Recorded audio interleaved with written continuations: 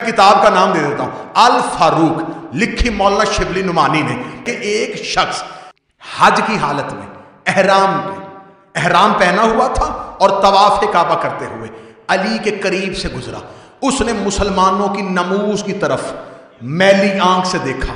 جو ہی علی کے قریب سے گزرا، علی نے دائیں ہاتھ کا تھپڑ تماچا اس کے چہرے پہ مارا. وہ چلتا ہوا پہنچ گیا حضرت عمر فاروق کے پاس. واہ صحابہ واہ! انہوں نے جا کے کہا اے خلیفہ وقت، میں حالت طواف میں تھا، حالت احرام میں تھا، علی نے مجھے وضو میں احرام میں عبادت کی حالت میں میرے چہرے پہ تھپڑ مار دیا ہے. حضرت عمر فاروق چلتے چلتے علی کے پاس گئے اور جا کے پوچھا یا علی آپ نے اسے کیوں مارا ہے؟ فرمایا یہ مسلمانوں کی نموز کی طرف دیکھ رہا تھا اور علی کے ہوتے ہوئے علی ایسی میلی آنکھ کو عبادت میں برداشت نہیں کرتا.